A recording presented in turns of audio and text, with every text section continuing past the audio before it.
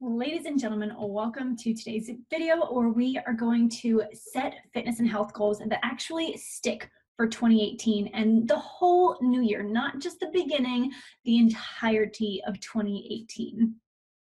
Welcome back to Fitness Empowerment by Danye, a brand dedicated to flexible nutrition, macronutrient tracking, and a lifestyle without unhealthy extremes. Okay, so we're not simply just setting goals and dreams like, oh, I just want to do this someday in the future. Like, that would be really cool. Oh, I should do that in 2018. No, we're setting goals right here, right now. Get out your pen and paper, get out your computer so you can start typing, and we are going to make this happen. So let's do a little bit of planning, and you are going to thank yourself later on this year. Okay, so step one, there's going to be 6 steps that we talk about today. And step one, yes, this does involve some work, is going to be writing down or saying it out loud what you accomplished this year. So I don't care how small, I don't care how big, write it down and get excited about it. So whether you lost 10 to 15 pounds, maybe you lost 5 pounds, maybe you did a 5K, maybe you did Zumba 3 times a week for the past 3 months, maybe you decided to do a bodybuilding show and you actually did it. Like, what did you do? I don't care if that was a goal or not last year. Like, what did you do in the last 12 months that is considered an accomplishment in the health and fitness kind of genre? Like, what did you do? Maybe it was something as simple as, hey, I'm going to include a vegetable in my grocery cart every time I go to the store. And maybe this is something that you didn't necessarily think of as a goal, but take some time, like carve out 15 minutes. Okay, so after you've kind of taken some time to really get excited about what you've accomplished, because any little thing is something that you need to take forward and be proud of. So after you've taken that moment to just be excited about it, take some time and start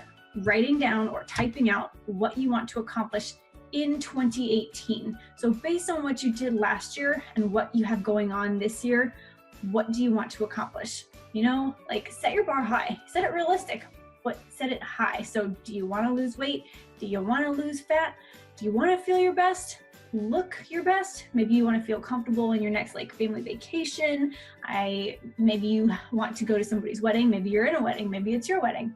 I have a wedding in January. So one of my goals for 2018, which was actually a goal of 2017, was to make sure that I am keeping my health and fitness in check so that I A, fit into my wedding dress, and B, just feel comfortable, be able to eat enough food and not feel overly bloated. So I've been working on my metabolism to make sure that I can arrive at my wedding and eat some food and fit in my dress and still like have a really good time. Okay, step number 3. Now that you have your list of items written out, I want you to put it on your calendar. So that makes it even more real. Like, your calendar is, you know, at least for me, it is something that I carry everywhere. I have my calendar on my phone, but I also have a calendar that it's just like a physical calendar. It's a big, thick, clunky one. I'm kind of a nerd like that. Recently, I've started really like blocking time out for things that I want to do throughout each week. I realized, you know what? When I do this, I get more things done. And when I space out time for myself and my priorities, when I schedule my priorities and prioritize my schedule, I get things done. So that's what I've done for 2018 is I've taken the list, a long list of things that I want to do, and I went, you know what? It's going on there. We're going to start in January, and I'm going to put sticky notes every single week for every single thing that I know I need to do in order to accomplish my goals. Yes, this can change, but if you have something written down there, then at least when you open your week, you say, oh, I have a plan. And this was part of my goal that I set before January started, and this is how I'm going to accomplish it. And so it doesn't give you the chance to push it to the side because it's already there in front of you. So I've literally written out January through December of 2018, you know, the nights that I have client calls scheduled, the nights that I want to do YouTube videos, the nights that I have email check-ins with clients, like everything. I have my workouts scheduled out. I'm not quite finished with it all, but there are sticky notes everywhere. Step 4 is invest in yourself. This doesn't necessarily mean spending money. However, for some of you it might. For me, a lot of times it does. It doesn't necessarily mean that I need to go spend money on something right now, but it means I need to mentally prepare to spend money on myself and my health and my fitness and my nutrition in the future. So for example, I know if I want to do several bodybuilding shows this year, it's going to cost me the travel, the suit, all of the food and the meal prep beforehand, the actual show entry. So instead of getting to 2 or 3 weeks out from the show and saying, oh my gosh, I need to go spend $1,000 on this show and everything, I start thinking about it ahead of time, and I start putting some money away for it ahead of time. For you, this might be that personal trainer cost. Mentally, you might want to prepare like, hey, this is not free. This is not cheap. Personal trainers that care about you really do put a lot of time and effort into your training programs and your nutrition programs, because guess what? If you don't have a good outcome, they don't have a good outcome. So they want what's best for you, or they're not going to have a future in their business. So don't let costs take you by surprise. Step 5 out of 6 steps, super pumped. Accountability for follow through. So this is where you put your heart out on the line and you tell the whole world what you're going to do in the 2018 year. Okay, maybe you're just telling your friends and family, maybe you're telling your loved ones, perhaps your social media following, so on and so forth. You're telling somebody. Tell the people you know that are going to support you and encourage you along the way and hold you accountable. Don't tell somebody that doesn't support you and doesn't care about helping you through your goals. Tell somebody that's gonna, see you in a week or two, or call you on the phone and say, hey, I know you told me that you were starting this fitness and health journey, or you had XYZ goals. How are they going? What are you doing to make them happen? And it doesn't have to be just a friend. These are just different forms, but your personal trainer maybe, or your nutritionist, or your dietitian. Those are different forms of accountability. Similar to in step 4, they want you to have success, because if you don't have success with them, then they don't have a good client to promote, to say that they know what they're doing. So they want what's best for you. So they are going to hold you accountable. I definitely find that with my clients that most of what they need from me is that accountability.